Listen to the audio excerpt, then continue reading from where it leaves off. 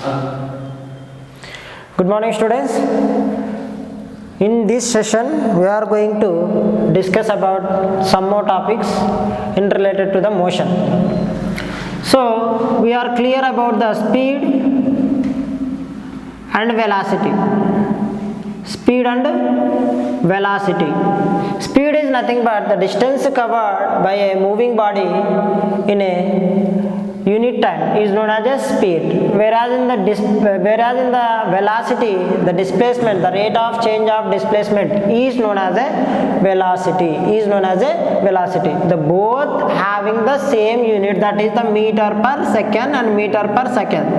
Suppose if I want to make the direction, we already know very well about that. It is a scalar quantity, whereas velocity is a vector quantity. That means speed only having the, suppose 50 kilometers per hour, 50 kilometers per hour, but 50 kilometers per hour in the direction of southwest. That means it has only magnitude, but whereas velocity having the direction, it having direction. So that's why I want to make the direction of the velocity in this session. So suppose I thrown a stone like this. This is the actual path of the stone. It is moving like this. It is called as a speed. In this case we call it as a speed because it is a distance. Already we know very well. But I want to take a tangent to the circular path. That means that any body is moving in the circular path or curved in nature. If I want to know the direction of the velocity, I want to draw a tangent line to the curved surface. It indicates the direction of the velocity. What actually mean of the velocity? Velocity is a vector quantity which have magnitude as well as direction. So that's why direction of the velocity is, suppose if I take here like this, that means at any particular instant of curved surface, it indicates the directions of the velocity. These are the directions of the velocity. The next concept for the extension is acceleration. That means how fast the vehicle is changing its velocity. So that means the rate of change of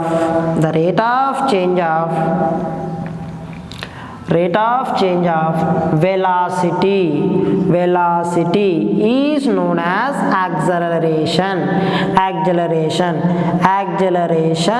is in the mathematical form is equal to change in velocity per how much time it is taking. Time taken. Suppose I want to clear with the acceleration. That means suppose 30 kilometers per hour car. Suppose let us assume that a car is moving with the 30 kilometers per hour. It increases the velocity to 35 kilometers per hour in 1 second. But in the case 35 kilometers to,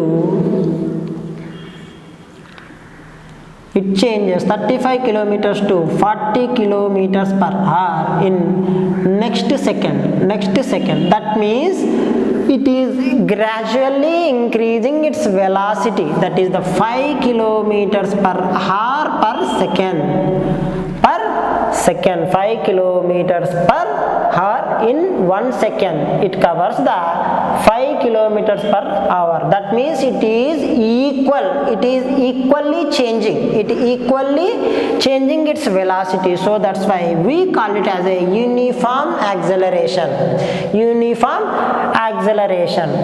So that is why we want to derive the uniform acceleration equations.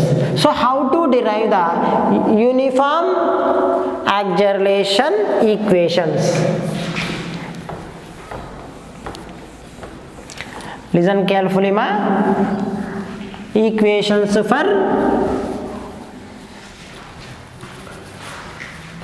deriving equations for uniform accelerating body. Suppose, take an example, a body is moving. Suppose if I take a trolley which is moving at t is equal to 0 seconds, which moves the distance. Suppose here to here, it covers the distance. Yes, it covers the displacement. Yes, it covers the displacement, because the rate of change of velocity is known as a acceleration. It is uniform in motion at t is equal to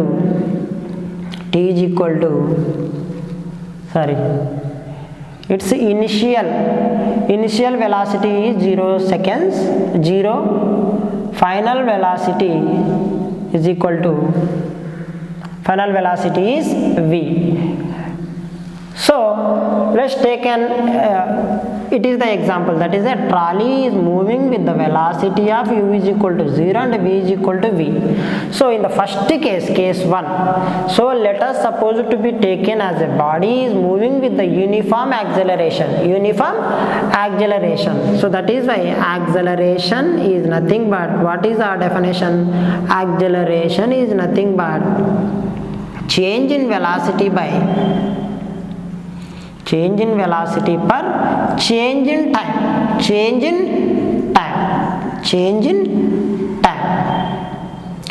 This total distance can be covered in t seconds, 0 to t seconds. So I can be write it as a delta v by delta t. It means delta means change, acceleration. According to the uniform acceleration definition, by which I can write it as the final velocity minus initial velocity by time. Final velocity minus, because final velocity is higher than the initial velocity. Initial velocity u at the t is equal to 0 seconds, at t is equal to something t seconds. So like that. That means it takes the t seconds to cover the distance from u to s distance. So that's why I taken as a v minus u by t. I can write it as a at is equal to v minus u. So v is equal to final velocity is equal to u. Final velocity is equal to u plus at. That means it comes to this side becomes plus u plus at. U comes this side, so it becomes u plus at. Call it as a equation number 1. What we assume that the acceleration is constant, so we supposed to calculate the average velocity. Average velocity is nothing but the combination of the final velocity plus initial velocity by 2. But according to the definition, according to the diagram, average velocity is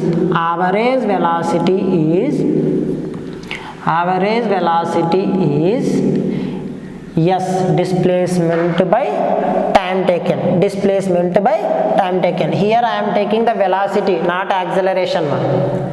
So that's why S by T. So call it equation A and call it equation B. From A and B, LHSs are equal. So we have to equal the RHS. So that is why U plus V plus U by 2 is equal to S by 2. Call it equation as a number 2. But here also what we get here, final velocity is U plus AT. Can I substitute in the place of V this equation? So substitute from 1 and 2, from equations 1 and 2, from equations 1 and 2, 1 and 2. In the place of V, I can write the U plus AT as a substitute. U plus AT plus, in the place of V, I can write a U plus AT plus U by 2 is equal to S by T. S by T. I can write it UT plus AT square. That means I am just multiplying. So like this, cross multiplication, that is the T is equal to U plus AT plus U is equal to 2S. It goes to that side, 2S, that is equal to T into U, UT, AT into T, AT square plus UT is equal to 2S. So what? UT plus UT, 2UT plus AT square by 2S. So we want only S, so that's why we can send this 2 to this side, that is the 2UT by 2 plus splitting this equation, AT square by 2, that is 2 get cancelled. S is equal to UT plus half. Can I write this? Half AT square. So this equation is useful when the final velocity and initial velocity and acceleration and time is given. This equation can be used in while solving the problem.